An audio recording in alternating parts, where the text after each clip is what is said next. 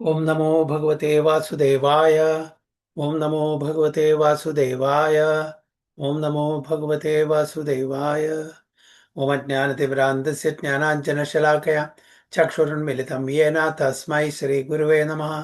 श्रीचैतन्यमनोभीष्टं स्थापितं येन भूतले स्वयं रूप कदा मह्यं ददाति सुपदान्तिकं वन्देऽहं श्रीगुरों श्रीयुतपदकमलं श्रीगुरों वैष्णवांश्च श्रीरूपं साग्रजातं सगणरघुनाथान्वितं तं सजीवं साद्वैतं सावधूतं परिजनसहितं कृष्णचैतन्यदेवं श्रीराधाकृष्णपादान् सगणललिता शिवशाखान्वितंश्च ये कृष्णा करुणा सिंधु दीनबंधो जगत्पते गोपेश गोपिका कांद राधा कांद नमोस्तुते तप्त कांचन गौरांगी राधे वृंदावनेश्वरी शबानुसुते देवी प्रणमामि हरिप्रिये वाञ्छाकल्पतरुभ्यश्च कृपा सिन्धुभ्येव च पतितानां पावनेभ्यो वैष्णवेभ्यो नमो नमः। नमः ओं विष्णुपादाय कृष्णपृष्ठाय भूतले श्रीमदे भक्तिवेदान्त स्वामिनिधि नामिने नमस्ते सारस्वती देवे गौरवाणि प्रचारिणे निर्विशेष शून्यवादी पाश्चात्य देशधारिणे। जय श्री कृष्ण चैतन्य प्रभु नित्यानंद श्री अद्वैत गदाधर श्रीवासादि गौर भक्तवृंद। हरे कृष्णा कृष्ण कृष्ण हरे हरे हरे राम राम राम हरे हरे। गुरुवे गौरचंद्राय राधिकाय तदालये कृष्णाय कृष्ण भक्ताय तद्भक्ताय नमो नमः। ഹരേ കൃഷ്ണ ഹരി ഓം തത്സത്. നമ്മുടെ അടുത്ത ക്ലാസ്സിൽ അടുത്ത ആഴ്ചയ്ക്ക് ബൈഹാർട്ട് ചെയ്യേണ്ട ശ്ലോകം ഭഗവത്ഗീത ആസ് ഇറ്റ് ഈസ് 4-ാമത്തെ അധ്യായം 9-ാമത്തെ ശ്ലോകം. ജന്മ കർമ്മ ച മേ ദിവ്യം ഏവം യോ വേതി തത്വതഃ त्यक्त्वा देहं पुनर्जन्म नैति मामेति सो अर्जुन. जन्म कर्म च मे दिव्यम् एवं यो वेति तत्त्वतः त्यक्त्वा देहं पुनर्जन्म नैति मामेति सो अर्जुन. स्मिता माताजी. कृष्णा ओ नमो भगवते वासुदेवाय। जन्म कर्म च मे दिव्यम् एवं यो वेत्ति तत्त्वतः त्यक्ता देहं पुनर्जन्म नैति मामेति स्वार्जुन। हरे कृष्ण। श्यामला माताजी.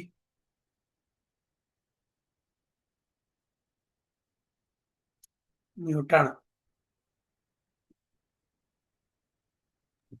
हरे कृष्णा ओम नमो भगवते वासुदेवाय। जन्म कर्म च मे दिव्यम् एवं यो वेत्ति तत्त्वतः त्यक्तो देहे पुनर्जन्म नैति मामेति सो अर्जुन। हरे कृष्ण. मंगला माताजी. हरे कृष्ण। ओम नमो भगवते वासुदेवाय। जन्म कर्म च मे दिव्यम् एवं यो वेत्ति तत्त्वतः त्यक्ता देहं पुनर्जन्म नैति मामेति सो अर्जुन. हरे कृष्ण. Thank you. सावित्री माताजी. हरे कृष्ण हरे कृष्ण।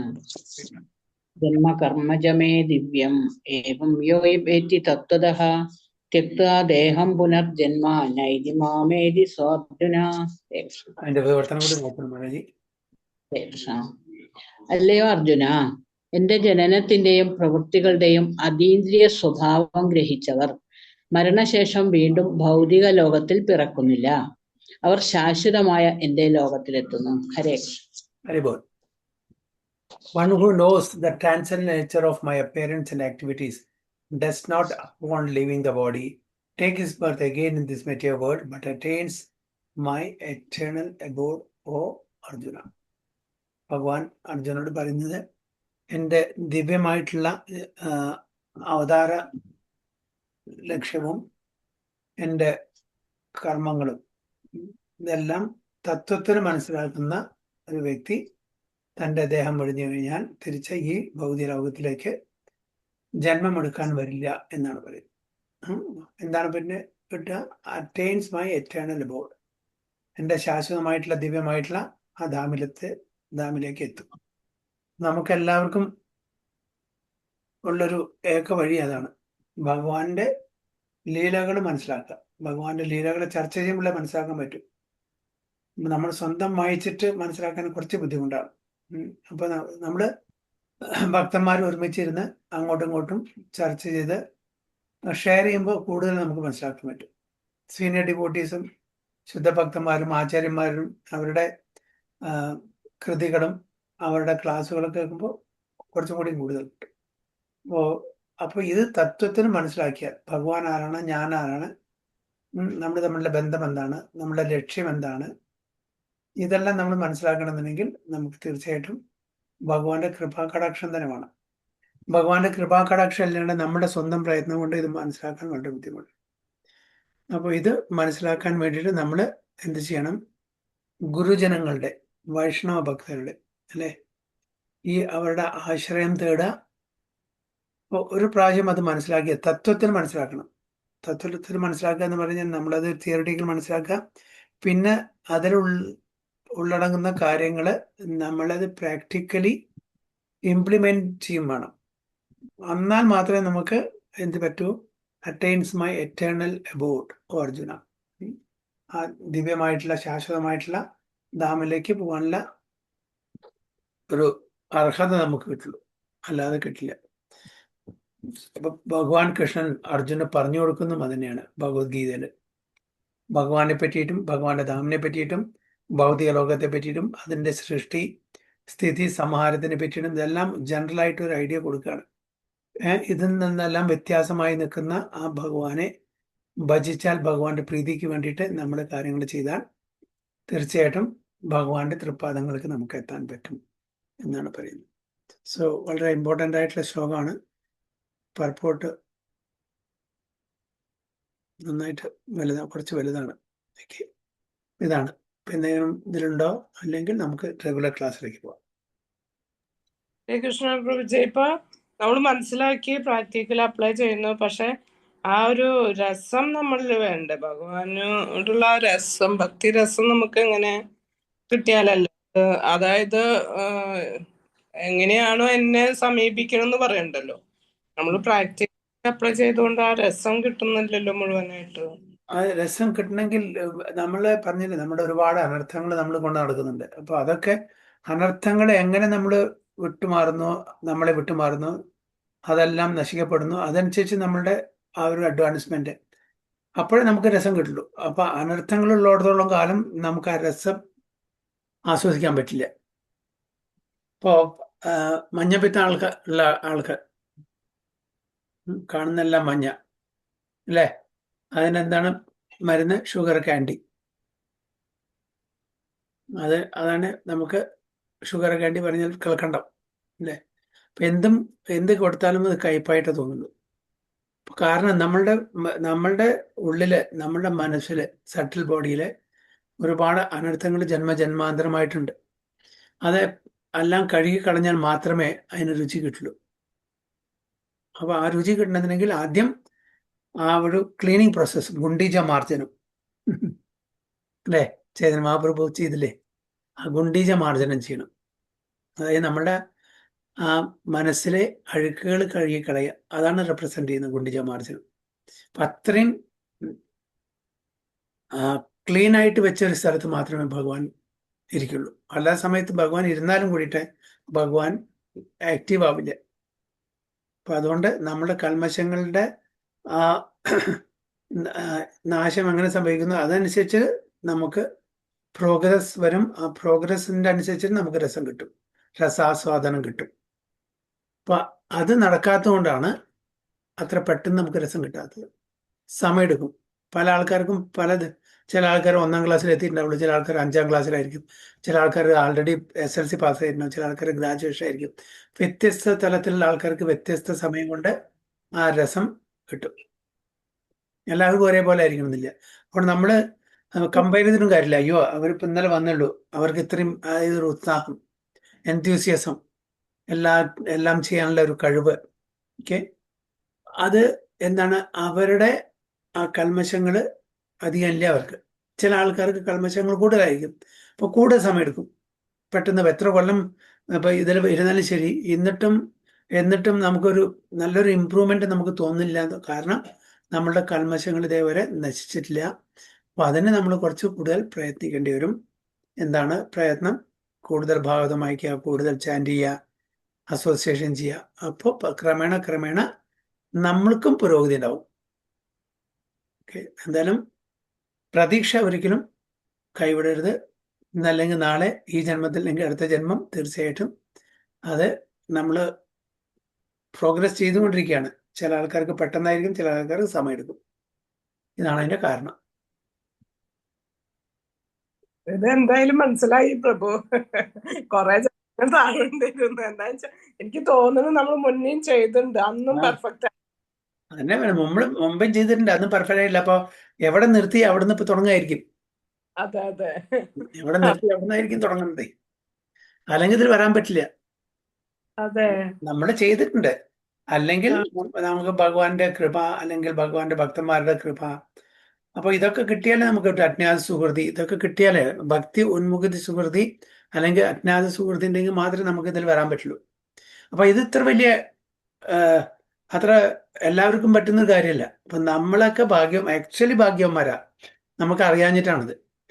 ഇപ്പൊ ഈ ലോകത്തില് എത്ര ഒരു 8 ബില്യൺ ആൾക്കാരുണ്ടെങ്കിൽ അതിൽ എത്ര ശതമാനമാണ് ഈ കൃഷ്ണ കോൺഷ്യസിലുള്ളത്, അല്ലെങ്കിൽ റിയൽ ഗോഡ് കോൺഷ്യസ്? എല്ലാവരും അമ്പലത്തിൽ ഉണ്ടാവും, അത് കുറച്ച് കൂടാം. പക്ഷെ ശരിക്കും ഭക്തി എന്താണെന്ന് അറിഞ്ഞ് പ്രാക്ടീസ് ചെയ്യുന്ന ആൾക്കാർ എത്ര പേരുണ്ടാകും? വളരെ കുറവായിരിക്കും.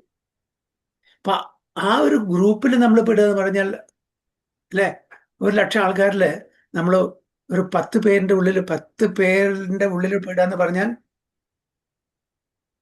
അത്ര ഈസിയാണോ? അപ്പൊ നമ്മൾ അങ്ങനെ പെട്ട ആൾക്കാരാണ്. അങ്ങനെ പെട്ടൂന്ന് മാത്രം, ഇനി എത്ര താണ്ടാണ്ട്. മതി. ആ പെടലിന് വിലയല്ല, അതല്ലേ മനുഷ്യാനാം സഹശേഷു കശ്ചിത് സിദ്ധയെ യഥതാമപി സിദ്ധാനാം കശ്ചിത് മാം വേത്തി തത്വ. മനുഷ്യാനാം സഹശേഷു ആയിരം കണക്കിൽ ആൾക്കാരെ, കുറച്ച് ആൾക്കാരെ പെർഫെക്ഷൻ വേണ്ടി ട്രൈ ഉള്ളൂ. അങ്ങനെ പെർഫെക്ഷൻ വേണ്ടി ട്രൈ ചെയ്ത ആൾക്കാരിൽ you know hardly one will know mean truth. ഒരാൾ മാത്രമേ തത്വത്തിൽ മനസ്സിലാക്കാൻ പറ്റുന്നുള്ളൂ.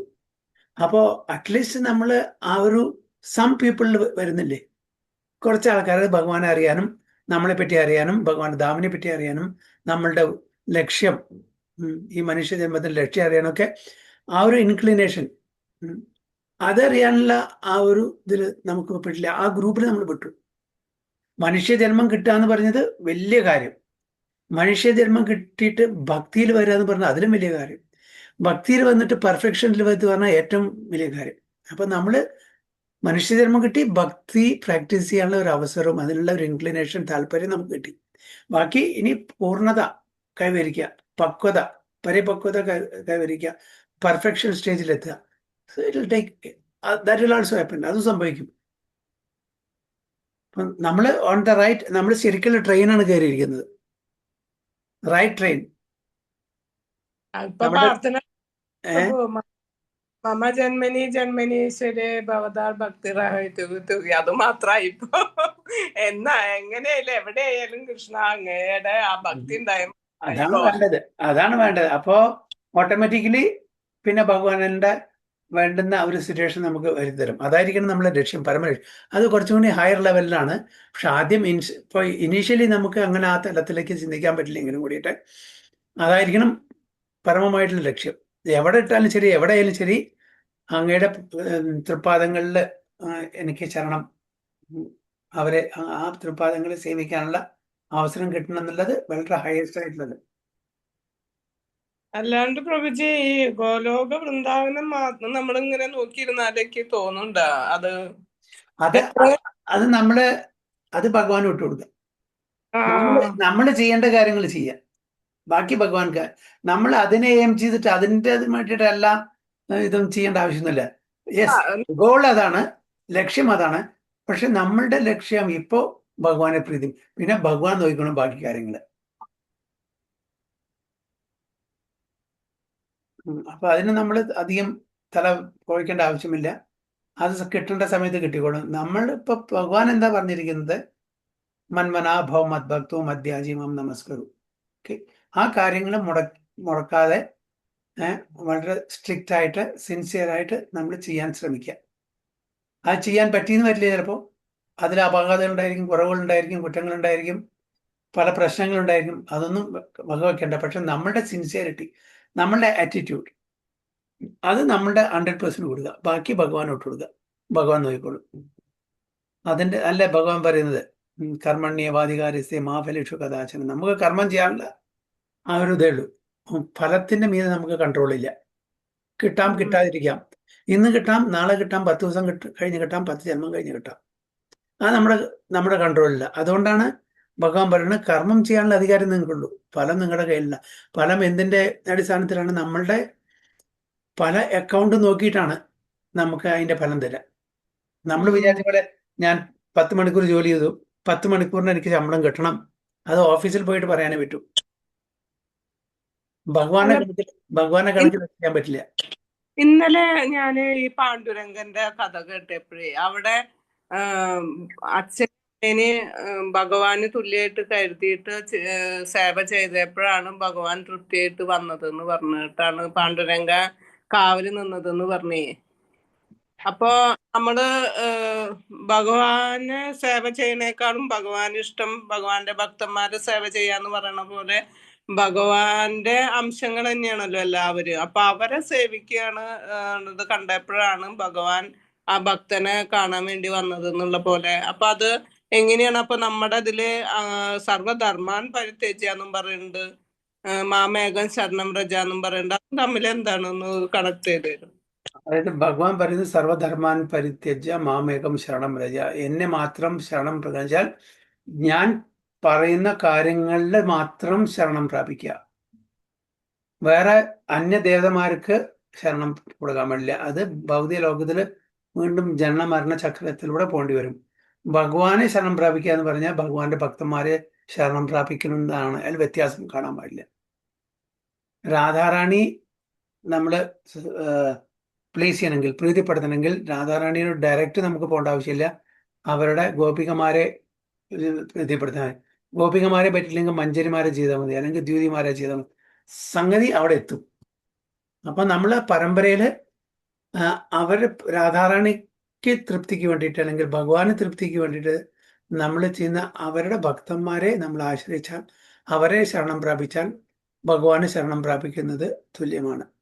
ഭഗവാൻ അത് പറഞ്ഞെങ്കിലും കൂടിയിട്ട് ഭഗവാൻ സർവധർമാൻ പരിത്യജ്യ, അതിലും കൂടുതൽ അതോറിറ്റി കൊടുത്തിരിക്കുന്നത് തൻ്റെ ഭക്തന്മാർക്കാണ്.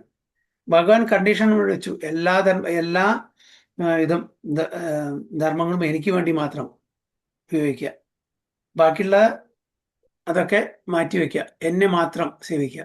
പക്ഷെ അതിലുപരിയായിട്ട് ഭഗവാൻ എന്താണ് ആഗ്രഹിക്കുന്നത്? ഭഗവാൻ പറഞ്ഞ കാര്യങ്ങളുടെ ഉപരിയായിട്ട് നമ്മൾ ചൈതന്യ മഹാപ്രഭുവിനെ ശരണം പ്രാപിക്കുകയാണെങ്കിൽ ഭഗവാനെ ഈസിയാണ് കുറച്ചും കൂടി കിട്ടുക. ഭഗവാനെ പ്രാപിക്കാൻ കുറച്ചും കൂടി ഈസിയാണ്. കാരണം വെച്ചാൽ ചൈതന്യ മഹാപ്രഭു എന്നാണ് ഔദാര്യ പുരുഷോത്തമനാണ്, മറ്റത് ലീലാ പുരുഷോത്തമൻ, മര്യാദ പുരുഷോത്തമൻ. അപ്പൊ ഈസി ആയിട്ട് ആക്സസ്. നമുക്കിപ്പോ ഒരു ഗവൺമെന്റ് ഓഫീസറെ കാണണം, ഒരു മിനിസ്റ്റർ അടുത്ത് പോവുകയാണ് ഫോർ എക്സാമ്പിൾ. മിനിസ്റ്റർ അവർ പ്രോട്ടോകോൾ അനുസരിച്ചിട്ട് അപ്പോയിന്റ്മെന്റ് ഒക്കെ എടുത്ത് തരുമ്പോഴേക്കും ഒരു മാസം പിടിക്കും ചിലപ്പോൾ. വലിയൊരു പ്രൈം മിനിസ്റ്ററെ കാണാൻ അല്ലെങ്കിൽ പ്രസിഡന്റിനെ കാണാൻ. നേരെ മറിച്ച് ആ പ്രൈം മിനിസ്റ്ററുടെ വീട്ടിലുള്ള ഒരു കുക്കിനെ, ഒരു ഡ്രൈവറെ, ഒരു പേഴ്സണൽ അസിസ്റ്റന്റെ നമുക്ക് അറിവുണ്ടായിരിക്കാം. അവർക്ക് ഈ മിനിസ്റ്റേഴ്സിനെക്കാട്ടിലും കൂടുതൽ ക്ലോസ് പ്രോക്സിമിറ്റി, ഒരു ഫെമിലിയാരിറ്റി ഉണ്ടായിരിക്കും. മിനിസ്റ്റർ പറഞ്ഞ ഒരു ഒഫീഷ്യൽ ലെവലാണ്. വീട്ടിലെ പ്രൈവറ്റ് സെക്രട്ടറിയും കുക്കും മറ്റുള്ള ആൾക്കാരൊക്കെ ഇല്ലേ, വളരെ ക്ലോസ് ഇന്റിമേറ്റ് റിലേഷൻ. അപ്പൊ അതാണ് മഞ്ചരിമാരുടെ ഇവിടെ വ്യത്യാസം. ഗോപികമാരും മഞ്ചരിമാരും തമ്മിലുള്ള വ്യത്യാസം എന്താ അറിയോ? ഗോപികമാർ ഓരോ ഒഫീഷ്യൽ പോസ്റ്റാണ്, മിനിസ്റ്റേഴ്സ് പോലെയാണ്. മഞ്ചരിമാര് വീട്ടിലെ അടുക്കളയിലും ബെഡ്റൂമിലും എന്താ പറയുക ലിവിങ് റൂമിലൊക്കെ ഭഗവാനും രാധാറാണിയായിട്ട് ഇടപഴകുന്ന ആൾക്കാരാണ്. അപ്പൊ അവർക്കുള്ള ആ ക്ലോസ്നെസ് ഗോപികമാർക്ക് ഉണ്ടാവില്ല, അതായത് മിനിസ്റ്റേഴ്സിന് ഉണ്ടാവില്ല. അപ്പൊ നമ്മൾ ആരെ പിടിച്ചാലാ ഏറ്റവും ഈസി? മഞ്ചരിമാരെ പിടിച്ചാൽ. അപ്പോൾ ഒഫീഷ്യലി ഹൈറാർക്കി നോക്കുമ്പോൾ മഞ്ചരിമാര് ഗോപികമാരെക്കാട്ടിലും താഴെയാണ്. പക്ഷെ അവർക്കുള്ള ആ ഒരു ആനുകൂല്യം, അവർക്കുള്ള ആ ഒരു എക്സസ്, സ്വീകാര്യം രാധാറാണിയോടും ഭഗവാനോടും മറ്റുള്ളവർക്ക് ഉണ്ടാവില്ല. പറഞ്ഞു മനസ്സിലായോ? അപ്പൊ നമ്മള് ദാസന്മാരെ പിടിച്ചാൽ കുറച്ചും കൂടി ഈസിയാണ്. ദാസാണ് ദാസ. അപ്പൊ അതുകൊണ്ടാണ് എന്താ പറയാ അതും പറയുന്നത്. ഈവൻ മറ്റേ രാമാനുജാചാര്യനെ എന്താ അദ്ദേഹത്തിന്റെ പേര് മറന്നതാണ്, കാഞ്ചിപൂർണ. ഓക്കെ, കാഞ്ചിപൂർണൻ ഭഗവാനായിട്ട് വളരെ അടുത്ത ബന്ധമാണ്, എപ്പോഴും ഫാൻ ചെയ്തുകൊണ്ടിരിക്കുന്നു. ഭഗവാൻ കാഞ്ചിപൂർണനായിട്ട് സംവാദം ചെയ്യുന്നുണ്ട്, ഓരോ കാര്യങ്ങൾ പറയും, കുശല പ്രശ്നങ്ങൾ പറയും. അപ്പോൾ ഓരോരുത്തരും ഇതറിഞ്ഞിട്ട് ഓരോരുത്തരും കാഞ്ചീപുരനോട് വന്ന് ചോദിക്കും, ഒന്ന് ഒരു കാര്യം ചെയ്യോ, എന്നെ പറ്റി ചോദിക്കുമോ, എൻ്റെ മകളുടെ കല്യാണം എപ്പോൾ നടക്കും, എനിക്ക് വീട് എപ്പോൾ ഉണ്ടാവും, എനിക്ക് അത് ഓരോ കാര്യം ചോദിക്കാൻ പറ്റും, എനിക്ക് മുക്തി എപ്പോൾ കിട്ടും, ഓരോ കാര്യങ്ങൾ കാഞ്ചീപുരനും മറ്റുള്ളവർക്ക് വേണ്ടി ചോദിക്കും. ഭഗവാൻ ആൻസർ പറയും, എന്നിട്ട് അത് പിറ്റേ ദിവസം വരുമ്പോൾ പറഞ്ഞു കൊടുക്കുകയും ചെയ്യും. ഇത്രയൊക്കെ ആയപ്പോൾ കാഞ്ചീപുരനൊരു സംശയം, ഞാൻ എല്ലാവർക്കും വേണ്ടി ചോദിക്കുന്നത്, എൻ്റെ കാര്യം മാത്രം ചോദിക്കുന്നല്ലോ, എനിക്ക് എപ്പോൾ മുക്തി കിട്ടും എന്ന് മനസ്സിലൊരാഗ്രഹം തോന്നുന്നു. അപ്പോൾ അതറിയാൻ വേണ്ടിയിട്ട് ഒരു ദിവസം അതിനൊക്കെ തയ്യാറെടുത്തിട്ട് ചോദിച്ചു, ഭഗവാനെ ഞാൻ എപ്പോഴും മറ്റുള്ളവർക്ക് വേണ്ടി ചോദിക്കുക, ഇന്ന് എനിക്ക് വേണ്ടിയിട്ടാണ് ചോദിക്കുന്നത്, എനിക്ക് എപ്പോൾ മുക്തി കിട്ടും? അപ്പോൾ പറഞ്ഞു, നിനക്ക് എത്രയോ മില്യൺ ജന്മം എടുക്കേണ്ടി വരും, അതെന്താ, ഞാൻ എപ്പോഴും അങ്ങയെ സേവിച്ചുകൊണ്ടിരിക്കുകയല്ലേ, എന്നെയല്ലേ സേവിച്ചിട്ടുള്ളൂ, എൻ്റെ ഭക്തന്മാരെ നീ സേവിച്ചിട്ടില്ലല്ലോ. ഉടനെ ആ ഫാൻ അവിടെ വെച്ചിട്ട് പോയി വേഷം മാറിയിട്ട് വലിയൊരു ആചാര്യൻ്റെ വീട്ടിൽ അവിടെ സേവയ്ക്കുന്നു. ഒരു കൊല്ലം സേവ ചെന്നിട്ട് അപ്പോഴാണ് മനസ്സിലായത് കാഞ്ചീപുരം കഞ്ച സ്വന്തം വേഷത്തിൽ പോയാൽ എല്ലാവരും മനസ്സിലാക്കും, അതുകൊണ്ട് ആരും സേവ കൊടുക്കില്ല. വേഷം മാറിയിട്ട് പശുക്കളെ എന്താ പറയുക നോക്കുന്നതും അങ്ങനെയുള്ള ചെറിയ ചെറിയ കാര്യങ്ങൾ അവിടെ ആ സന്യാസിന്റെ ഭാര്യൻ്റെ വീട്ടിൽ പിന്നെ വന്നിട്ടാണ് സേവനം ചെയ്തത്. അപ്പൊ അതായത് ഈവൻ ഭഗവാൻ ആഗ്രഹിക്കുന്നത് തൻ്റെ ഡയറക്റ്റ് സേവനേക്കാട്ടിലും കൂടുതൽ, അതായത് ദാസാനുദാസ.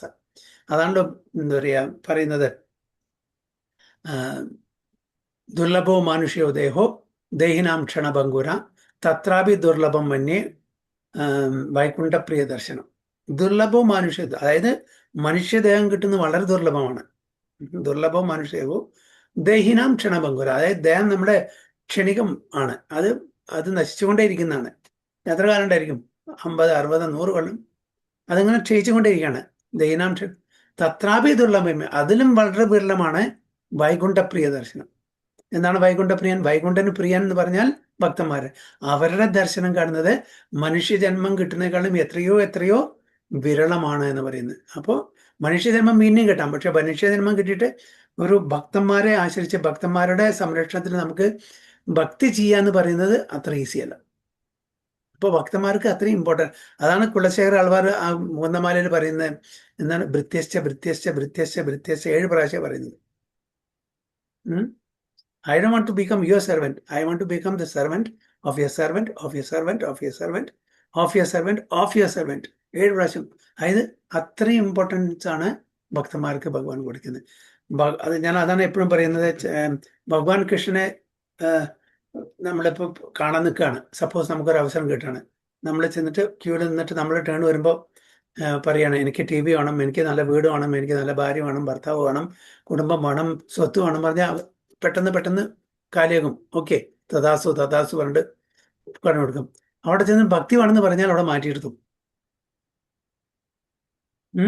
അവിടെ മാറ്റിയെടുത്താണ് ചെയ്യുന്നത്. കാരണം ഇദ്ദേഹത്തിന് ഭക്തി കൊടുത്താൽ അദ്ദേഹത്തിന്റെ അധീനത്തിൽ ഞാൻ വരേണ്ടി വരും. He will be conquered by his bhakti. Krishna can be conquered by the devotee's bhakti. അതുകൊണ്ട് ഭക്തി അത്ര ഈസി ആയിട്ട് കൊടുക്കില്ല, ഭക്തി വളരെ ബുദ്ധിമുട്ടാണ്. സോ അവിടെ സൈഡിൽ അപ്പോൾ ഒരുപാട് പരീക്ഷണങ്ങൾ കൂടെ പോകേണ്ടി വരും. ഒരുപാട് ടെസ്റ്റ് ചെയ്തിട്ട് അദ്ദേഹത്തിന് അതിന് അർഹതയുണ്ടോ നോക്കും. ഏതൊരു സാഹചര്യത്തിലും എൻ്റെ ഭക്തി വിടില്ല എന്ന് കണ്ടാൽ മാത്രമേ ഭക്തി കൊടുക്കുള്ളൂ. മറ്റൊരു ചെറിയ തലവേന വന്നു ഞാനൊന്ന് ചാൻഡ് ചെയ്യില്ല, എവിടെ ഭക്തി? അല്ലെങ്കിൽ വീട്ടിൽ എന്തെങ്കിലും പ്രശ്നം വന്നു, ഇത്രയൊക്കെ ഞാൻ പ്രാർത്ഥിച്ചിട്ടും ഭഗവാൻ എൻ്റെ കൂടെ ഒന്നുമില്ലല്ലോ, എനിക്ക് പരാജയം സംഭവിച്ചല്ലോ, ഞാനാണല്ലോ അതിൽ തോരത്ത് ഈ വഴക്കില്, അതുകൊണ്ട് ഇനി ഞാൻ ഭക്തി പ്രാക്ടീസ് ഇല്ല. അപ്പോൾ അവിടെ ഭക്തി അവിടെ. അപ്പോൾ ഒരുപാട് പരീക്ഷണങ്ങൾ കൂടെ പോയിട്ട് അതിലെല്ലാം പിടിച്ചു നിന്ന് എന്ത് തന്നെ സിറ്റുവേഷനിലും, നേരത്തെ മാതാജി പറഞ്ഞ പോലെ എവിടെ ജനിച്ചാലും എന്ത് വെച്ചാലും അങ്ങയുടെ തൃപ്പാദത്തിലെ ധൂളിയിൽ എനിക്കൊരു അംശമാണ് ആകണമെന്നുള്ള ആഗ്രഹമാണ് ഒരു പരമഭക്തൻ ഉണ്ടായിരിക്കുക. അപ്പോൾ ഏത് സിറ്റുവേഷനിൽ കൊണ്ടുപോയിട്ടാലും ശരി, എനിക്ക് അങ്ങയുടെ ഭക്തി മാത്രം മതി, that is the top most goal of my life എന്ന് നമുക്ക് തോന്നുന്നുണ്ടെങ്കിൽ ആ പരീക്ഷയിൽ പാസ്സാകുമ്പോൾ പിന്നെ ഭക്തി കൊടുക്കും. അപ്പോൾ അത്രയും നമ്മൾ ടെസ്റ്റിൽ കൂടെ ഗോപികമാര് ഓടകളിനോട് ചോദിച്ചു, മുരളി ചോദിച്ചു, എന്ത് ഭാഗ്യം ചെയ്താണ് ഈ മുരളി. ഓക്കെ, എപ്പോഴും ഭഗവാന്റെ അധരത്തിലായിരിക്കും. ഓക്കെ, അല്ലെങ്കിൽ അരക്കെട്ടിലായിരിക്കും, എപ്പോഴും ഭഗവാനോട് ചേർന്നിരിക്കുന്നതാണ്. ഞങ്ങൾക്ക് അതിനുള്ള ഭാഗ്യമില്ലല്ലോ എന്ന് കംപ്ലൈന്റ് പറയാണ് ഗോപികമാര് മുരളിയോട്. അപ്പൊ മുരളി പറയുന്നതുണ്ട്, അതായത് ഞാൻ അത്ര പെട്ടെന്ന് എനിക്ക് ഈ സ്ഥാനം കിട്ടിയതല്ല. എന്നെ, അതായത് ഓടക്കൊള്ളെന്ന് പറഞ്ഞാൽ അതൊരു ചെറിയൊരു മുളയുടേതാണ്. അതിനെ തീയിലിട്ട് അതിനെ ചൂടാക്കി അതിനൊരു മയം വരുമ്പോൾ മാത്രമാണ് അതിൻ്റെ ദ്വാരത്തിൽ കൂടെ സ്വരം വരുള്ളൂ. അപ്പൊ അങ്ങനത്തെ ഒരു ഓടക്കുഴലിനെ മാത്രമാണ് ഭഗവാൻ മുരളിയിട്ട് ഉപയോഗിക്കുള്ളൂ. അപ്പൊ അത്രയും തപം ഞാൻ, ഓസ്റ്ററിറ്റി ഞാൻ സഹിച്ചത് കൊണ്ടാണ് എനിക്ക് ഭഗവാന്റെ കൂടെ എപ്പോഴും ഇരിക്കാൻ പറ്റുന്നത് മുരളി ഗീതത്തിൽ പറയുന്നത്. അപ്പൊ അതേപോലെ നമ്മളെയും ടെസ്റ്റ് ചെയ്യും. It's not easy. ഭക്തി ഈസ് നോട്ട് ഈസി. അപ്പൊ ഭഗവാൻ അവിടെ കണ്ടീഷൻ വെച്ചു, സർവധർമാൻ പരിത്യജ. അപ്പൊ അങ്ങനെ ഈസി ആയിട്ടൊന്നും കൊടുക്കില്ല. അപ്പോൾ അതിൽ കുറച്ച് അയവ് വരുത്തി. ചൈതന്യ മഹാപ്രഭു പറഞ്ഞു, നിങ്ങളെ ഒന്നും പേടിക്കേണ്ട, ഒരു കണ്ടീഷൻ ഞാൻ വയ്ക്കുന്നില്ല.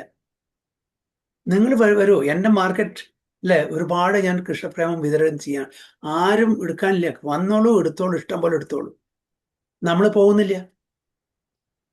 അതിലും കുറച്ച് ഒരു സ്റ്റെപ്പ് മീതെ കടന്നു. നിത്യാനന്ദ പറഞ്ഞു വീട് വീടാന്തരം പോയിട്ട് ഭക്തി കൊടുക്കാൻ തുടങ്ങി. ചൈതന്യ മഹാപ്രഭു എൻ്റെ ഗാർഡനിലെ ഇഷ്ടം പോലെ പ്രേമത്തിന്റെ ഫലങ്ങളുണ്ട്, അത് ഞാൻ വിതരണം ചെയ്യാണ്. എല്ലാവരും എന്നെ സഹായിക്കൂ, അവിടെ ചെന്നിട്ട് കളക്ട് ചെയ്യണം. പക്ഷെ ഇവിടെ നിത്യാനന്ദ പ്രഭുവും നമ്മുടെ ഹരിദാസ് ഠാക്കൂറും വീട് വീടാന്തരം പോയിട്ട് ഇത് ഡിസ്ട്രിബ്യൂട്ട് ചെയ്യാൻ തുടങ്ങി. നമ്മൾ അങ്ങോട്ട് പോകും വേണ്ട, ഫ്രീ ആയിട്ട്. ഇവിടെ നമ്മുടെ ശീലപ്രഭാതം ചെയ്ത് വീട് വീടാന്തരം അല്ല പോയത്, മറുനാട്ടിൽ പോയിട്ട്, വിദേശത്ത് പോയിട്ട്, അതായത് മറ്റേ സന്യാസി വര്യന്മാര് ഓഷ്യൻ കടക്കില്ല, സാഗരം കടക്കില്ല.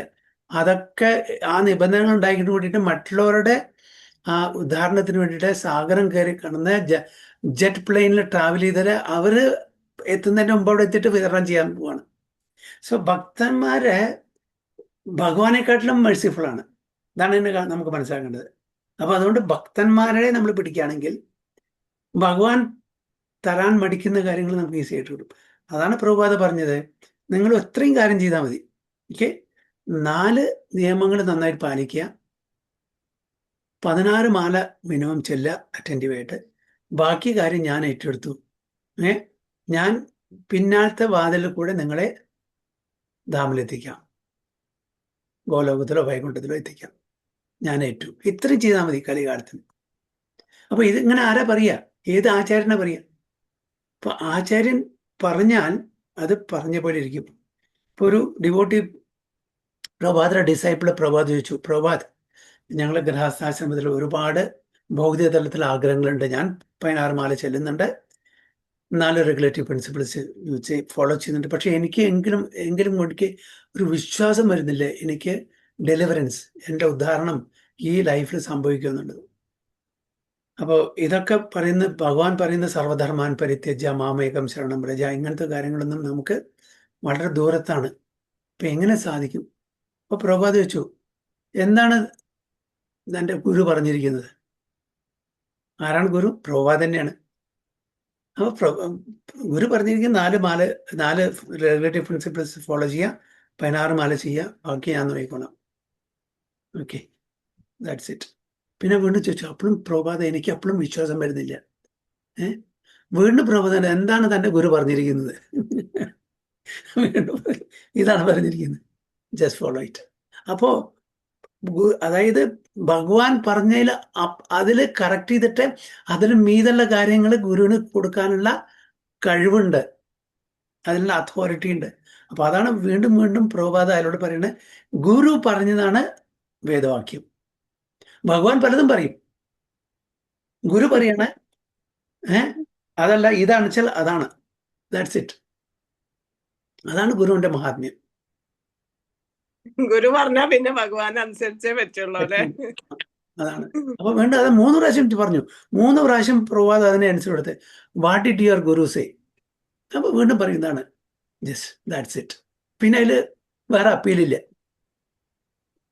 അപ്പൊ ദാസനെ പിടിച്ചാൽ ഹീ ക്യാൻ ഡെലിവർ. നാരദ എന്നുള്ള പേര് നാരായണനെ കൊടുക്കാൻ കഴിവുള്ള വ്യക്തി നാരദ. ഗുരുവാണ്. പ്രഹ്ലാദന് കൊടുത്തു, ധ്രുവ മഹാരാജിന് കൊടുത്തു, വാൽമീകി കൊടുത്തു, മൃഗാരിക്ക് കൊടുത്തു, പ്രജയദാസിന് കൊടുത്തു. ആർക്കും കൊടുത്തില്ല, എല്ലാവർക്കും. അപ്പൊ ആ നാരദനെ ശരണം പ്രാപിച്ച എല്ലാവർക്കും നാരായണന് കൊടുക്കാനുള്ള കഴിവ് നാരദ മഹർഷിക്കുണ്ടായിരുന്നു. ഭഗവാനെ നമ്മൾ ഡയറക്റ്റ് പോയിട്ടുണ്ടെങ്കിൽ നോ വേക്കൻസി പറഞ്ഞിട്ട് വിചാരിക്കും സർവധർമാൻ പരിത്യജ് എന്നിട്ട് വന്നാൽ മതി. പ്രഭുജി, ഏറ്റവും കാരുണ്യവാൻ തന്നെയല്ലേ ഭഗവാൻ?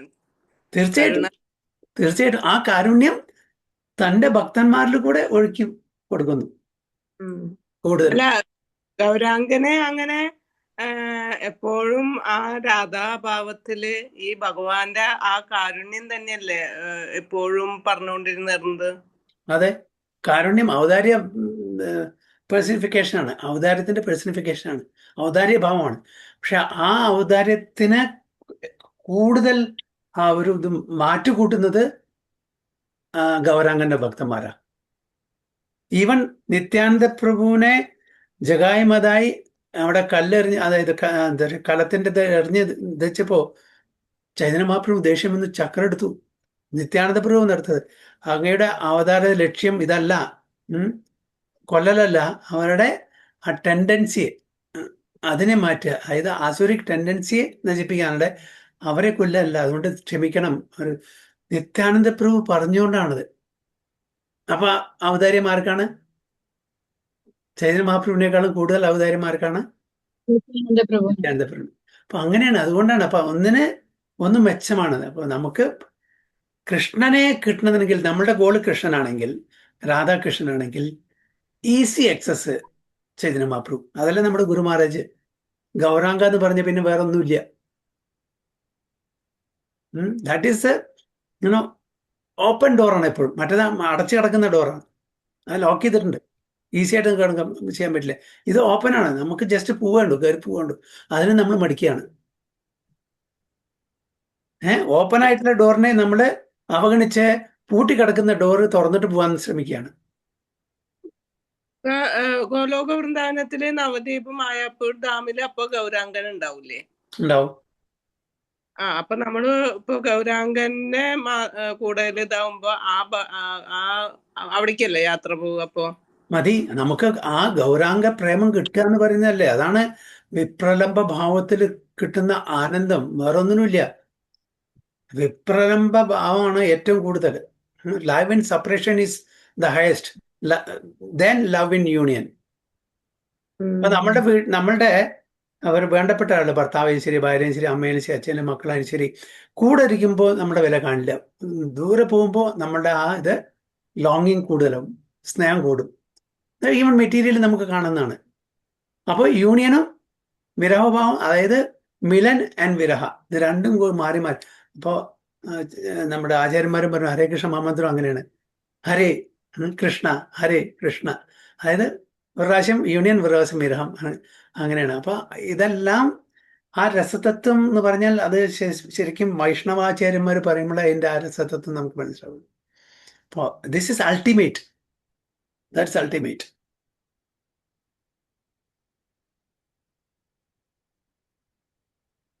എന്താ പറഞ്ഞ ലാസ്റ്റ് ഒന്ന് ക്ലിയർ ആക്കുക, അതൊന്നും കൂടി. ഹരേ കൃഷ്ണ മഹാമന്ത്രത്തിന് ഒരുപാട് അർത്ഥങ്ങളുണ്ട്. അപ്പോൾ ഒന്ന് ഹരേ, പിന്നെ കൃഷ്ണ, പിന്നെ ഹരേ രാമ, ഒക്കെ അല്ലേ? അപ്പോൾ ഹരേ കൃഷ്ണ രാമ 3 വാക്കുകളേ ഉള്ളൂ ആക്ച്വലി, അതെന്നെ റിപ്പീറ്റേഷന്. അപ്പോൾ ഒരു പ്രാവശ്യം ഒരു യൂണിയനായിട്ടും, ഒരു പ്രാവശ്യം ഇത് ലവ് ഇൻ സെപ്പറേഷനും, love in separation union, love in separation union, അങ്ങനെ ഒരു അർത്ഥം കൂടി കൊടുക്കുന്നുണ്ടെന്ന് പറയാം. അപ്പോൾ ചുരുക്കത്തില് രാധാറാണിക്കും കൃഷ്ണനും മാൻ, ദേഷ്യം, ഓക്കെ, രാധാറാണിക്ക് മാൻ എന്ന് പറയുമ്പോൾ ദേഷ്യം വരുമ്പോൾ ഉള്ള ആ ഒരു ഇതും അവരുടെ ആ ഒരു വാട്ട് യു കോൾ മാധുര്യ രസം ആസ്വദിക്കുന്നത് കൂടുതലാണ് ദെൻ യൂണിയൻ. ദേഷ്യം വന്നിട്ട് അകന്ന് നിൽക്കുമ്പോൾ ഉള്ള ആ ഒരു ആസ്വാദനല്ലേ, അത് ഒരുമിച്ച് നിൽക്കുന്നതിനേക്കാളും കൂടുതലാണ്. അതാണ് വിപ്രലംബ ഭാവത്തിന് അത്ര ഇമ്പോർട്ടൻസ് കൊടുക്കുന്നത്. വിപ്രലംബം പറഞ്ഞാൽ ലവ് ഇൻ സെപ്പറേഷൻ. അപ്പൊ ഇതൊക്കെ വളരെ ഹൈ ലെവലിലുള്ള തത്വങ്ങളാണ്. ഇതൊക്കെ വൈഷ്ണവാചാര്യന്മാർ മാത്രമേ നമുക്ക് തന്നിട്ടുള്ളൂ. ഈ തത്വങ്ങളൊന്നും വേറെ ഒരു സമ്പ്രദായത്തിലും ഇല്ല, വൈഷ്ണവ സമ്പ്രദായത്തിലും കൂടിയില്ല. ഇപ്പൊ ഇത്രയും ഹയർ ട്രൂത്ത് സനാതന ഗോസ്വാമിക്കും രൂപ ഗോസ്വാമിക്കും ഒക്കെ പറഞ്ഞു കൊടുത്താണ് ചൈതന്യ മഹാപ്രഭു. അത് പിന്നെ അവരാണ് നമുക്കിത് തന്നിരിക്കുന്നത്. അപ്പോൾ അവരൊക്കെ രസിക ആചാര്യന്മാരാണ്. നമ്മളുടെ ഷഡ്ഗോസ്വാമിമാരൊക്കെ രസിക ആചാര്യന്മാരാണ്. അപ്പോൾ അതിൽ ശരിക്കും അതിൻ്റെ വേണ്ടുന്ന രസതത്വങ്ങൾ നമുക്ക് പറഞ്ഞു തന്നിരിക്കുന്ന ഈ വൈഷ്ണവ ഷഡ്ഗോസ്വാമിമാരാണ്. ഭഗവാന്റെ ആഗ്രഹം അതായിരുന്നു. അതുകൊണ്ട് ഭഗവാൻ തന്നെ ചോദ്യം ചോദിക്കുന്നു രാമാനന്ദറായോട്. രാമാനന്ദറായി ഉത്തരം നൽകുന്നു. അത് രാമാനന്ദറായിക്ക് മറുപടി പറയാനുള്ളത് ആരാ കൊടുക്കുന്നത്? ഭഗവാൻ തന്നെ. അപ്പോൾ അതുകൊണ്ട് രാമാനന്ദറായി പറയുന്നത് തുമി വക്ത തുമി ശ്രോത. അങ്ങ് തന്നെയാണ് ചോദിക്കുന്നത്, അങ്ങ് തന്നെയാണ് കേൾക്കുന്നത്, എന്നെ ഒരു ഉപകരണമായിട്ട് ഉപയോഗിക്കുന്നു മാത്രമേ ഉള്ളൂ എന്നാണ് പറയുന്നത്. അപ്പൊ ആ ക്രെഡിറ്റ് രാമാനന്ദറായി കൊടുക്കണം. അതേപോലെ തൻ്റെ ഭക്തന്മാർക്ക് ക്രെഡിറ്റ് കൊടുക്കും. ഇപ്പോ ഭീഷ്മ പിതാമഹനാണ് യുധിഷ്ഠിര മഹാരാജാവിന് കംപ്ലീറ്റ് അഡ്മിനിസ്ട്രേറ്റീവ് സ്കിൽസ്, ഒരു കിങ്ഡം, ഒരു രാജ്യം എങ്ങനെ ഭരിക്കണം എന്നുള്ള ആ സ്കിൽസും നോളജും പകർന്നു കൊടുത്തത്. യുധിഷ്ഠിര മഹാരാജാവ് ഇത്രയും ആൾക്കാരെ 60 കോടി ആൾക്കാരുടെ യുദ്ധഭൂമിയിൽ മരിച്ചപ്പോൾ ഞാൻ കാരണമാണ്, എൻ്റെ സ്വാർത്ഥ താല്പര്യത്തിന് വേണ്ടിയിട്ടാണ് ഇവരെല്ലാം ഞാൻ കൊലപ്പെടുത്തിയത്, അവരെല്ലാം മരണത്തിന് ഇരയായത് ഞാൻ കാരണം, എൻ്റെ സ്വാർത്ഥ താല്പര്യം. അപ്പൊ ഞാനാണ് ഇതിന്റെ കാരണം എന്നുള്ള ദുഃഖിച്ചിരിക്കുന്ന സമയത്താണ് വ്യാസദേവൻ എന്ന് പറഞ്ഞു, ഒന്നല്ല നീ ഒന്നല്ല, എല്ലാം ഭഗവാന്റെ ഇച്ഛയാണ്. അങ്ങനെ ഓരോ കാര്യങ്ങൾ പറഞ്ഞു. അവർക്ക് അദ്ദേഹത്തിന് തലേ പോകുന്നില്ല. സ്വയം ശ്രീകൃഷ്ണ ഭഗവാൻ വന്ന് പറഞ്ഞു തലേ പോകുന്നില്ല. എന്നിട്ട് ഭീഷ്മ പിതാമന്റെ അടുത്ത് ഒരു പഞ്ചപാണ്ഡവന്മാരെ കൊണ്ടുപോയി. എന്നിട്ടാണ് യുധിഷ്ഠിര മഹാരാജൻ. പക്ഷെ എന്താ ഭഗവാൻ പറഞ്ഞാൽ മനസ്സിലാവില്ലേ? വ്യാസദേവൻ പറഞ്ഞാൽ മനസ്സിലാവില്ലേ? മനസ്സിലാവില്ല. ഭഗവാൻ ആഗ്രഹിക്കുന്നില്ല അവർ പറഞ്ഞാൽ യുധിഷ്ഠിര മഹാരാജൻ മനസ്സിലാക്കണം. അപ്പൊ അതിന്റെ ക്രെഡിറ്റ് തൻ്റെ പരമഭക്തനായിട്ടുള്ള ഭീഷ്മാചാര്യന് കൊടുക്കണം. അതാണ്. അപ്പൊ ഭഗവാൻ തൻ്റെ ഭക്തന്മാർക്ക് കൂടുതൽ യോഗ്യത, കൂടുതൽ ക്രെഡിറ്റ് കിട്ടാൻ വേണ്ടിയിട്ട് പല നാടകങ്ങളും കളിക്കും. ഹരേ കൃഷ്ണ. താങ്ക് യു പ്രഭു. ഹരേ കൃഷ്ണ. കൊറേ കാര്യങ്ങൾ കിട്ടി.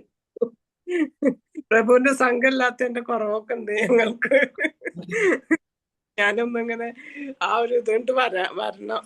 ഇടയ്ക്ക് എന്താ പറയാ, ചാർജ് കയറ്റണം പോലെ. ഹരേ കൃഷ്ണ.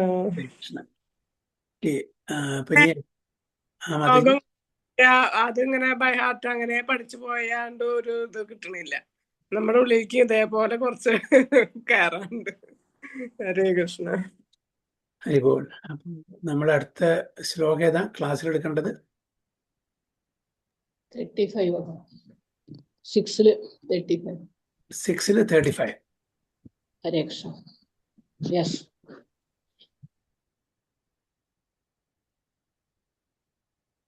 ആറ് 35 അല്ലേ? Hare Krishna Prabhu. Very good. 35 Bhagavad Gita as it is അധ്യായം 6 35-ാമത്തെ ശ്ലോകം. ശ്രീ ഭഗവാൻ ഉവാച അസംശയം മഹാബാഹോ മനോ ദുർനിഗ്രഹം ചലം അഭ്യാസേന തു കൗന്തേയ വൈരാഗ്യേന ച ഗീയതേ. ശ്രീ ഭഗവാൻ ഉവാച അസംശയം മഹാബാഹോ മനോ ദുർനിഗ്രഹം ചലം അഭ്യാസേന തു കൗന്തേയ വൈരാഗ്യേന ച ഗീയതേ. ഇപ്പോൾ ശ്യാമള മാതാജി. ഹരേ കൃഷ്ണ. ഓം നമോ ഭഗവതേ വാസുദേവായ. ശ്രീ ഭഗവാനുവാച അസംശയം മഹാബാഹോ മനോ ദുർനിഗ്രഹം ചലം അഭ്യാസേന തു കൗന്തേയ വൈരാഗ്യേന ച ഗൃഹ്യതേ. ഹരേ കൃഷ്ണ. സാവിത്രി മാതാജി. ഹരേ കൃഷ്ണ.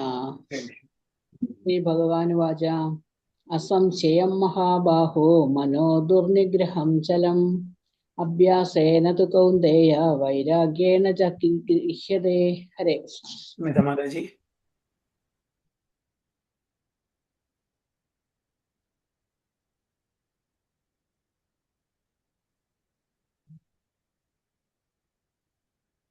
ഹരേ കൃഷ്ണ. കേൾക്കുന്നില്ല സ്മിത മാതാജി, ഉറങ്ങണോ?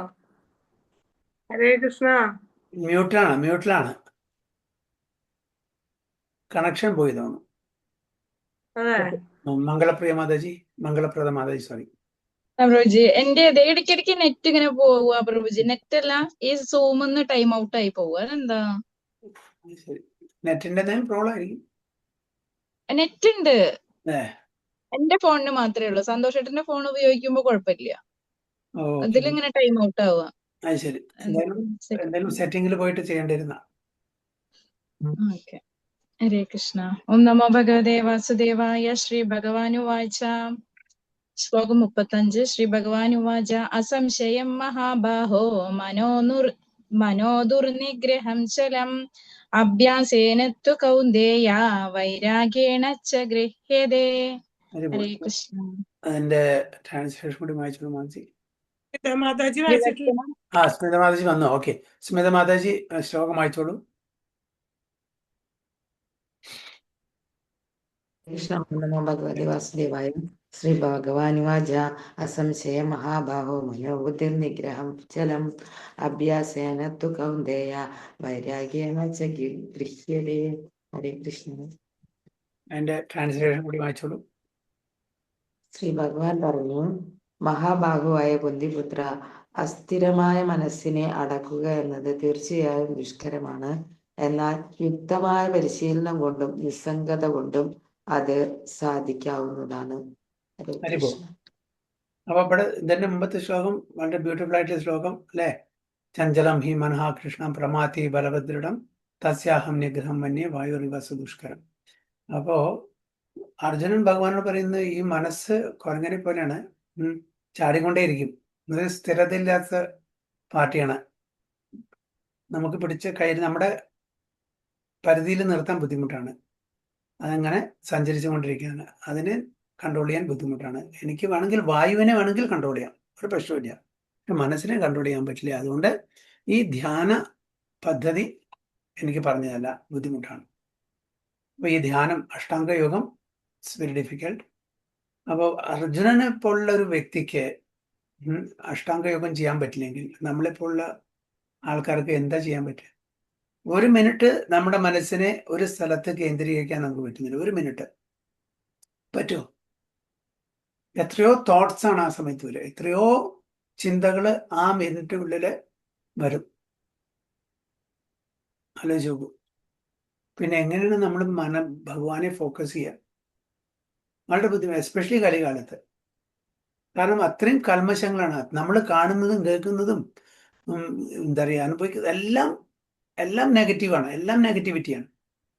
പോസിറ്റീവായിട്ട് കാണുന്നതും കേൾക്കുന്നതും വളരെ കുറവാണ്. അപ്പൊ ഇത്രയും കാര്യങ്ങൾ കേൾക്കും എന്താ പറയുക കാണുകയും ചെയ്യുമ്പോൾ പിന്നെ നമുക്ക് എങ്ങനെ നമ്മളുടെ മനസ്സ് പറഞ്ഞ് അത് ചഞ്ചലിച്ചുകൊണ്ടേയിരിക്കുന്നതിന്.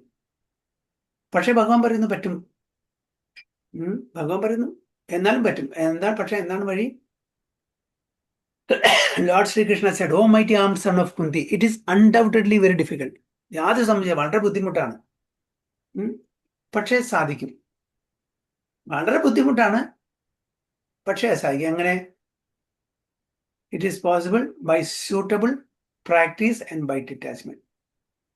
ആ പ്രാക്ടീസ് നമ്മൾ പരിശീലനത്തോടുകൂടി നിസ്സംഗതയോടുകൂടിയിട്ട് നമുക്ക് അത് സാധിച്ചെടുക്കാൻ പറ്റും.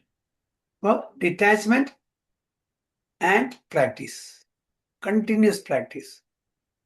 ഡെയിലി നമ്മൾ പ്രാക്ടീസ് ചെയ്യുമ്പോൾ, നമ്മളിപ്പോൾ രാവിലെ എഴുന്നേൽക്കണം 5:30 മണിക്ക്. നമ്മൾ ആദ്യം കുറച്ച് ദിവസമൊക്കെ അലാം വയ്ക്കും.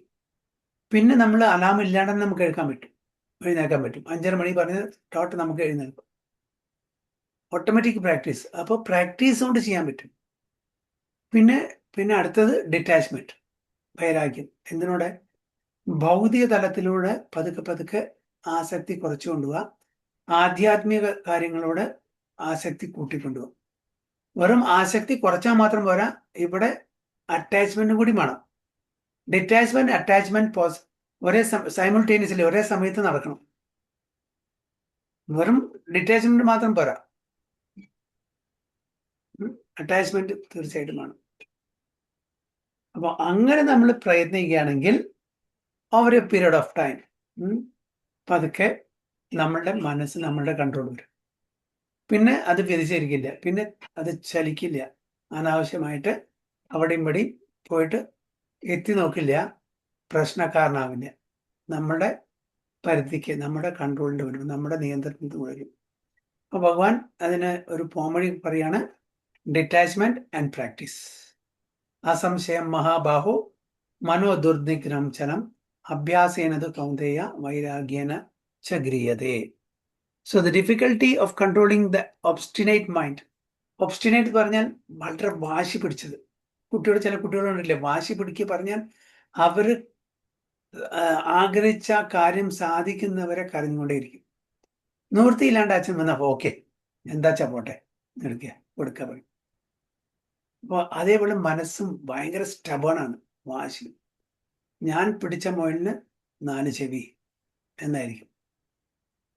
അപ്പോൾ ഇവിടെ പറയുന്ന the difficulty of controlling the obstinate mind as expressed by Arjuna is accepted by the personality of God. It ഭഗവാൻ അത് സ്വീകരിച്ചു. യെസ്, അർജുൻ പറഞ്ഞത് ശരിയാണ്. But at the same time ഈ suggest that by practice and detachment it is possible. അതേസമയം തന്നെ നമ്മുടെ suitable ആയിട്ടുള്ള പ്രാക്ടീസും നിസ്സംഗത അല്ലെങ്കിൽ ഡിറ്റാച്ച്മെന്റ് ഉണ്ടെങ്കിൽ അത് സാധിച്ചെടുക്കാൻ പറ്റുന്നതേ ഉള്ളൂ എന്നാണ് പറയുന്നത്. What is the practice? What is the practice? In the present age no one can observe the strict rules and regulation of placing oneself sacred place, focusing the mind on super soul, restraining senses and mind, observing celibacy, remaining alone, etc.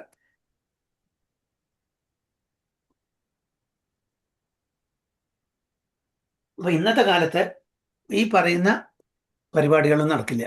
Ashtanga യോഗത്തിൻ്റെ, അതായത് കാട്ടിൽ പോവുക, ആരുമില്ലാത്ത സ്ഥലത്ത് ഈ rules and regulation follow ചെയ്യുക, അത് കഴിഞ്ഞിട്ട് മനസ്സിനെ കേന്ദ്രീകരിക്കുക സൂപ്പർ സോളിൽ, സെൻസസിനെ വിഡ്രോ ചെയ്യുക, ബ്രഹ്മചര്യം പാലിക്കുക. ഇതൊന്നും ഇന്നത്തെ കാലത്ത് നടക്കുന്നില്ല. പിന്നെ എന്താണ് പറ്റുക? By the practice of Krishna consciousness, ഭക്തിയുത സേവനത്തിലൂടെ. അവിടെ ഒരു നിബന്ധനകളും ഇല്ല. കാട്ടിൽ പോകണ്ട, ഓക്കെ, നമ്മുടെ ഇന്ദ്രിയങ്ങളെ നമ്മൾ നിഗ്രഹിക്കേണ്ട, അതിനെ നമ്മൾ ഒരു വിധത്തിലും ഫോഴ്സ്ഫുള്ളി കൺട്രോൾ ചെയ്യേണ്ട ആവശ്യമില്ല. ഓക്കെ, ബ്രഹ്മചര്യം അങ്ങനെ സിൻസിയറായിട്ട് പ്രാക്ടീസിന് ആവശ്യമില്ല. നമ്മളുടെ സെൻസസിനെയും മൈൻഡിനെയും നമ്മൾ ഫോഴ്സ്ഫുള്ളി കൺട്രോൾ ചെയ്യേണ്ട ആവശ്യമില്ല. കൃഷ്ണ കോൺഷ്യസ് ആക്ടിവിറ്റീസിലൂടെ ഇതൊക്കെ എൻഗേജ് ചെയ്യാൻ പറ്റും. നമ്മളുടെ ഇന്ദ്രിയങ്ങളെയും മനസ്സിനെയും നമ്മളുടെ മറ്റുള്ള ഫാക്കൽറ്റീസ്, നമ്മളുടെ അവയവങ്ങളെയൊക്കെ ഭഗവാന്റെ സേവനത്തിൽ അംബരീഷ് മഹാരാജാവ് ചെയ്ത പോലെ അല്ലേ. അംബരീഷ് മഹാരാജാവ് തൻ്റെ എല്ലാ ബോഡിലി പാർട്സിനെയും, ശരീരത്തിൻ്റെ എല്ലാ ലിംസിനെയും ഇന്ദ്രിയങ്ങളെയും ഭഗവാന്റെ സേവനത്തിൽ എങ്ങനെ അർപ്പിച്ചു, അതേപോലെ നമ്മളും ആ പാതയിൽ കൂടെ അംബരീഷ് മഹാരാജാവിനെ ഒരു മോഡലായിട്ട് നമ്മൾ കണ്ട് അത് പ്രകാരം ശ്രവണം, കീർത്തനം, വിഷ്ണു സ്മരണം, പാദസേവനം, അർച്ചനം, വന്ദനം, ദാസ്യം, സഖ്യം, ആത്മനിവേദനം, ഓക്കെ, ഇത് എല്ലാറ്റിലും എക്സ്പേർട്ടായിരുന്നു അംബരീഷ് മഹാരാജ്. എല്ലാറ്റിനും എക്സ്പേർട്ടായിരുന്നു നവവിധ ഭക്തിയിൽ. അപ്പം അങ്ങനെ നമ്മൾ ചെയ്യുകയാണെങ്കിൽ ഈ ഇത്രയും ബുദ്ധിമുട്ടുള്ള ഈ അഷ്ടാംഗ യോഗം ചെയ്യേണ്ട ഒരു ആവശ്യമില്ല. ഓക്കെ, അപ്പോൾ നവവിധ ഭക്തിയിൽ ഓരോ ലിംബും, ഓരോ ഇതും, ഫോർ എക്സാമ്പിൾ ശ്രവണം, കീർത്തനം, വിഷ്ണു, ഓരോന്നിനും ഓരോ പെർട്ടിക്കുലർ ഡിവോട്ടി നമ്മൾ പറയാറുണ്ട്. ഓർമ്മയുണ്ട് ആർക്കെങ്കിലും? ശ്രവണത്തിന് ഏത് ഡിവോട്ടിയാണ് നമ്മൾ പറയാ? പരീക്ഷിത് മഹാരാജാവ്. കീർത്തനം, വിഷ്ണു സ്മരണം, പ്രഹ്ലാദൻ. ഓക്കെ, അർച്ചനം, പൃഥ്വി മഹാരാജ്. വന്ദനം,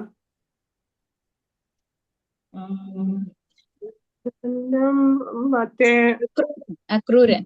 അക്രൂരൻ, യെസ്. അർച്ചനം, വന്ദനം, ദാസ്യം, സഖ്യം, അർജുനൻ.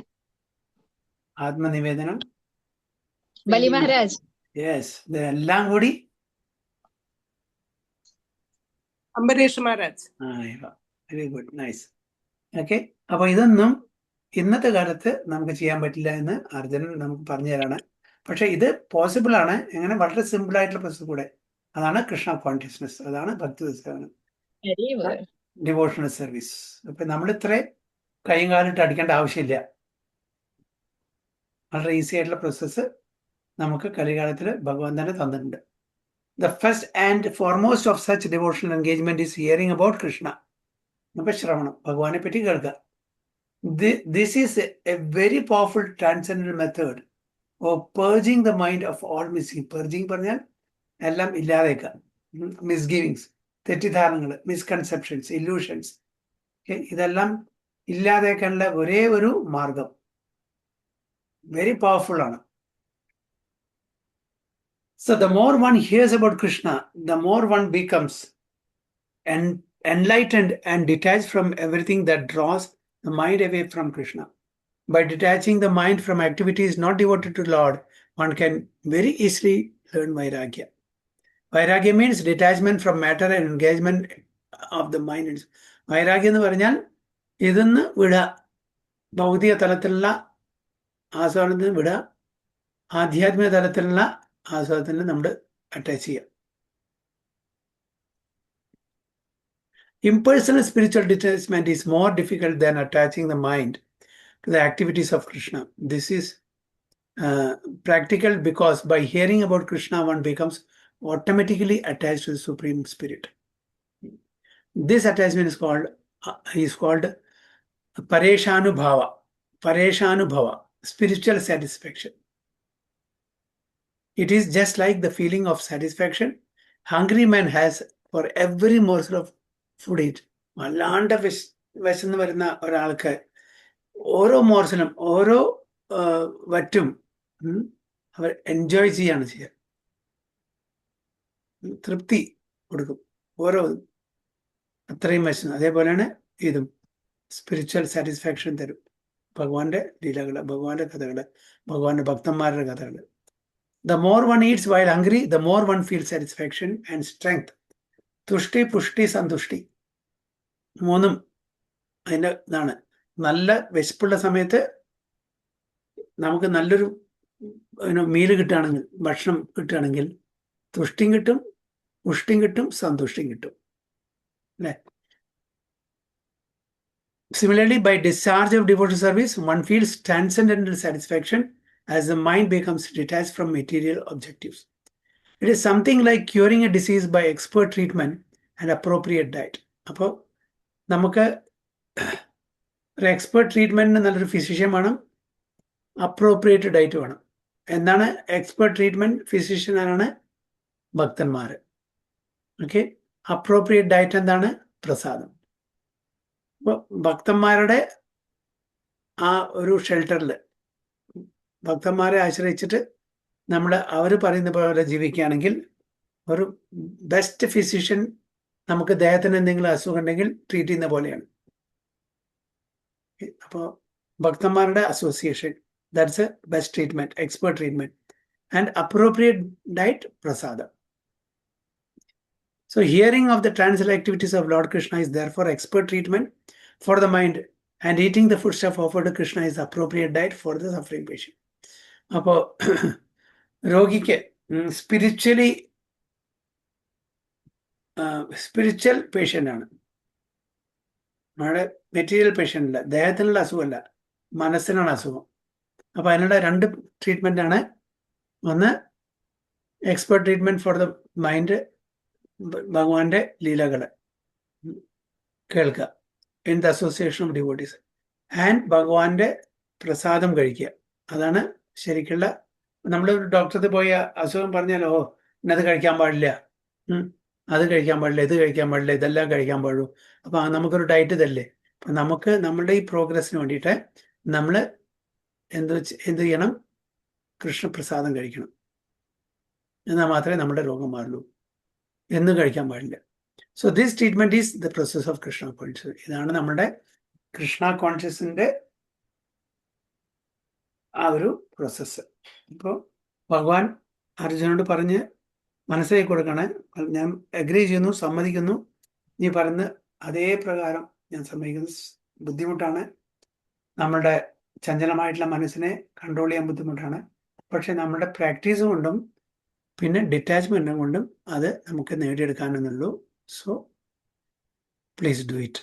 അപ്പോൾ അതിനുള്ള ഈസി മെത്തേഡാണ് നമ്മളുടെ ഭക്തി സേവനം. ഹരേ കൃഷ്ണ. അപ്പോൾ അടുത്തത് 36 അടുത്ത ക്ലാസ്സിൽ. വാഞ്ചാകൽപതരുഭ്യശ്ച കൃപാസിന്ധുഭ്യവ ച പതിതാനാം പാവनेഭ്യോ വൈഷ്ണവേഭ്യോ नमो नमः. अनंत कोटि वैष्णव की जय. श्रील प्रभुपाद की जय. गुरु महाराज की जय. ताई गो प्रेमानंदी हरि बोल.